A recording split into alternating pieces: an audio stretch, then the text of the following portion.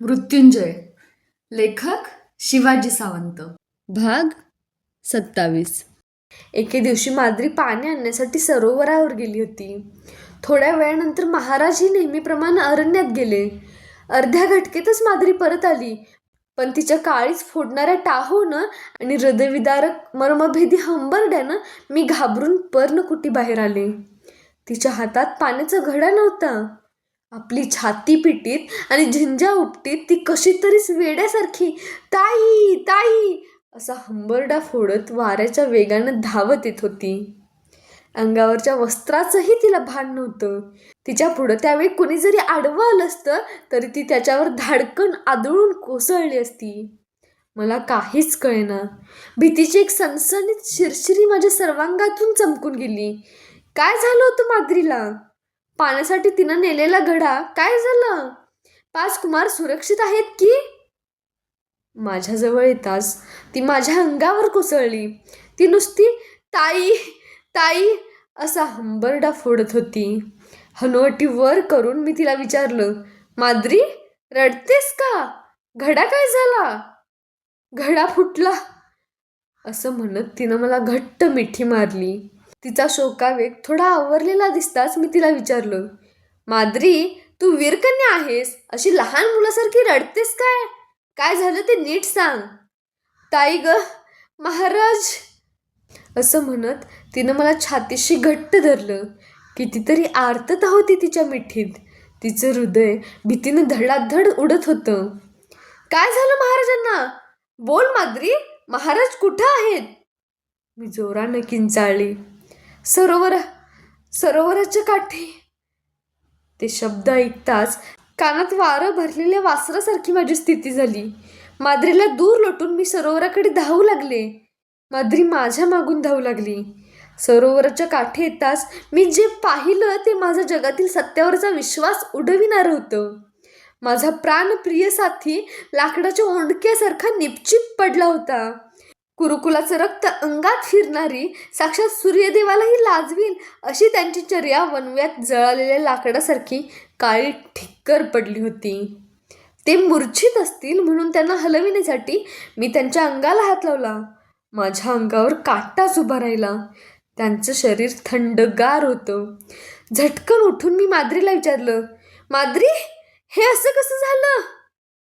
तोंड फिरवून ती घोगऱ्या आवाजात बोलू लागली, ताई माझं काहीच दोष नाही. मी घड्यात पाणी भरून सरोवरातून बाहेर पडले. महाराज सरोवराच्या काठीच उभे होते. वाऱ्यानं माझा पदर उडत होता, पण डोक्यावरच्या घड्यामुळे मला तो नीट आवरता येईना. मी सरोवराबाहेर आले. महाराज हसत उभे होते. त्यांनी एकदम हातातील परशू खाली टाकला.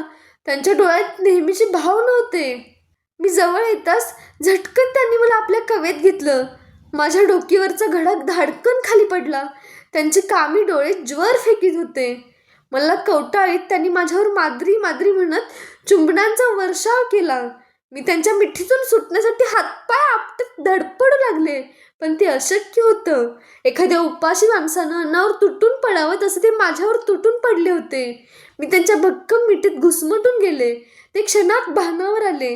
विषारी नागिनीला ढकलावं तसं त्यांनी मला दूर लोटलं, पण क्षणात त्यांची चर्या बदलू लागली.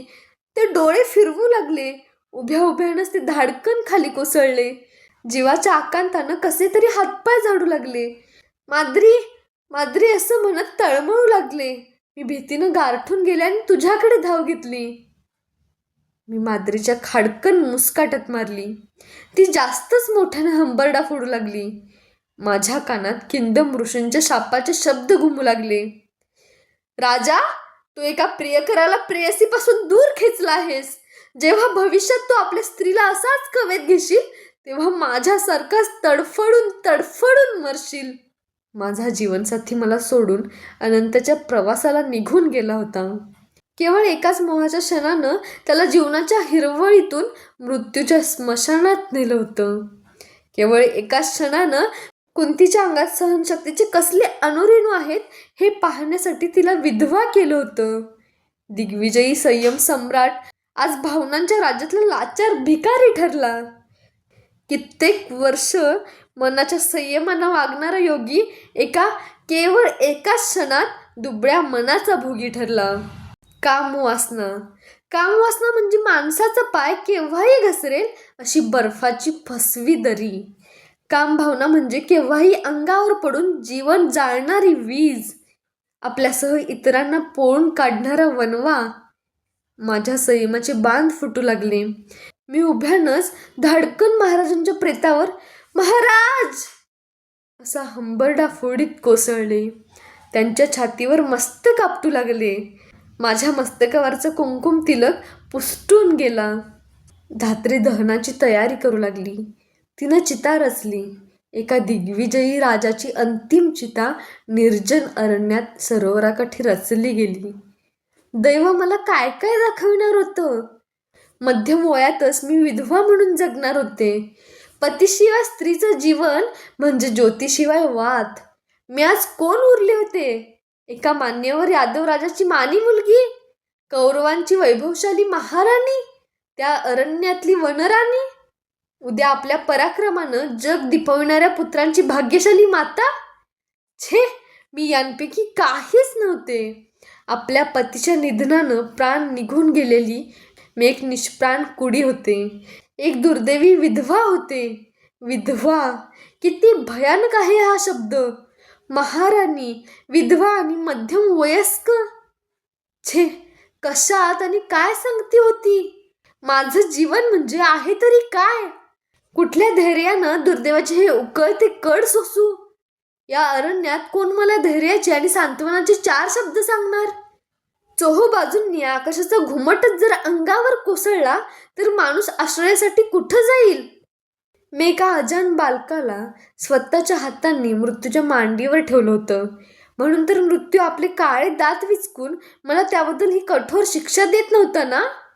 पुढं भयान दरी आणि मागं गर्द अरण्य, असंच माझं जीवन नव्हतं काय. बालपणात मी बाबांच्या हातचं खेळणं होते.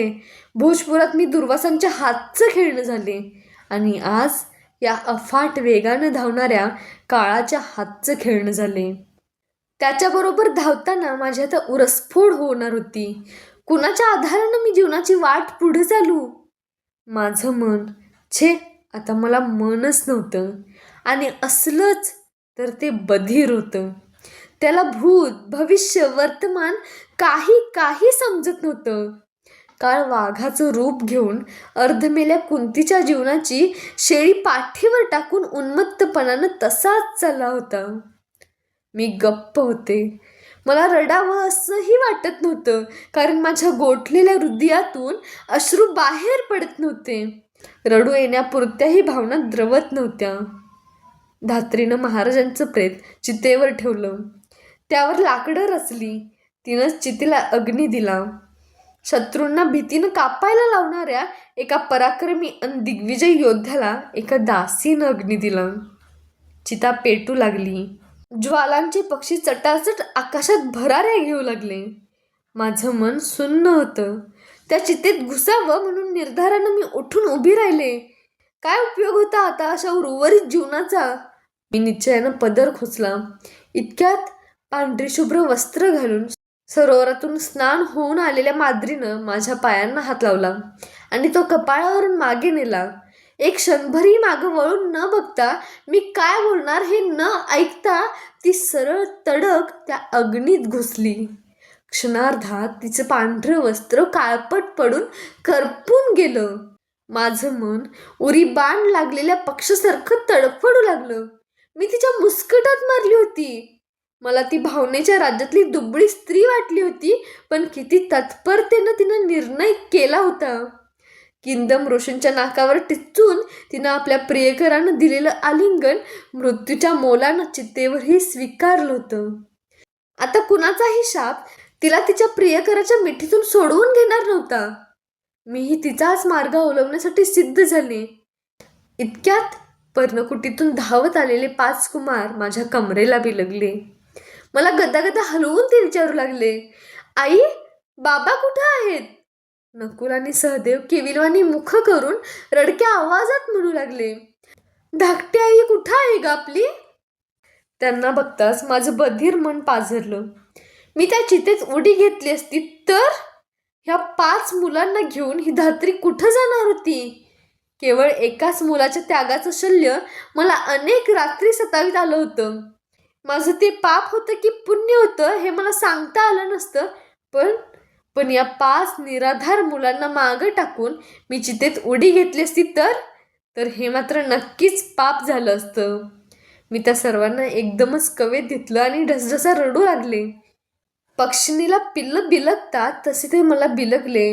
मला स्वतःचा काहीच निर्णय उरला नव्हता, मरणाचा सुद्धा.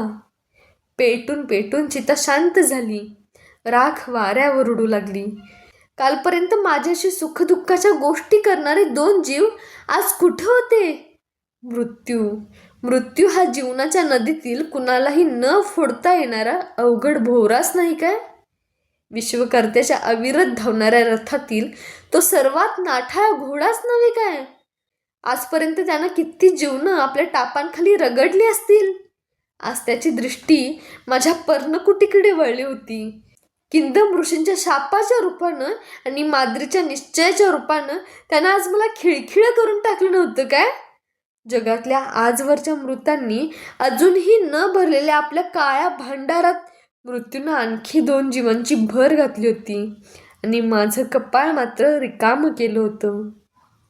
मी चितेजवळ गेले आणि त्या राखेनं माझं फटफटीत कपाळ भरून घेतलं. त्या राखेत एका दुर्दैवी महाराणीचे दग्ध दुःखाश्रू होते, तर एका प्रेयसीचे मृत्यूवरही विजय मिळवलेले आनंदाश्रू होते आणि एका विजयी राजाचे पराजयी रक्तबिंदू होते. आणखी माद्रीबरोबर दग्ध झालेल्या दुर्वास ऋषींच्या देवहूती मंत्राचे करपलेले अमृत शब्द होते. मी पर्णकुटीत परत आले, पण ती पर्णकुटी आता मला खायला उठली होती. महाराजांची तशीच माद्रीची चर्या पर्णकुटीवरील गवताच्या पात्यांवर मला दिसू लागली. एक क्षणभरी तिथं थांबले असते तर मला वेडच लागलं असतं. मी सहनशील असले, क्षत्रिय कन्या असले, वीर माता असले तरीही मी एक स्त्री होते आणि कुठल्या स्त्रीनं दुःखात तसले कड त्या भयान निर्जन अरण्यात राहून पचविले असते? आता माझ्यापुढे एकच मार्ग होता आणि तो म्हणजे परत हस्तिनापूरला परतण्याचा. माझ्यासाठी नव्हे, पण मुलांसाठी मला माझं मन मारून परत हस्तिनापूरलाच जाणं भाग होतं. आता मी असहाय्य माता होते. माता स्वतःचा मान जाणीत नाही, केवळ माया आणि वात्सल्य जाणते. अजान मुलांना आणि धात्रीला घेऊन मी अरण्यात राहू शकले असते काय? ज्या शापासाठी मी हस्तिनापूर सोडलं होतं त्या शापामुळे मला परत हस्तिनापुराची वाट धरावी लागत होती. येताना महाराज, मी, माद्री आणि धात्री होतो. परत जाताना मात्र महाराज आणि माद्रीच्या रूपानं ही 5 मुलं होती. जीवाच्या मायेनं जपलं तरच मुलं भविष्यात काहीतरी करणार होती. नाहीतर वास्तवतेच्या अग्नीत आमच्या जीवनाचे अंकुर आजपर्यंत जळून गेले तसे त्या 5 मुलांचेही गेले असते. आता मला रडून भागणार नव्हतं. रडल्यानं भवितव्य बदलत नसतं. परिस्थितीच्या या आव्हानाला तोंड देणं हेच आता योग्य होणार होतं. स्त्रीला अबला म्हणणारा समाज आणि निसर्ग या दोहोंना मला दाखवून द्यायचं होतं की प्रतिकूल परिस्थितीच्या चिखलातही मी 5 कमलं नीट फुलवू शकले. आम्ही शतशृंग पर्वत सोडून हस्तिनापुराकडे निघालो.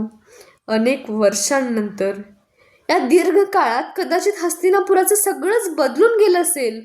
महाराणी कुंतीबद्दलच्या नगरजनांच्या भावना बोथट झाल्या असतील. कदाचित तिला ते विसरूनही गेले असतील. 1 महिन्यानंतर आम्ही परत गंगेच्या तीरावर आलो. दूरवर हस्तिनापूर दिसत होतं. गंगेवर येताच मला मी कानांतून काढून पाण्यात टाकलेल्या राजमातेच्या कुंडलांची आठवण झाली.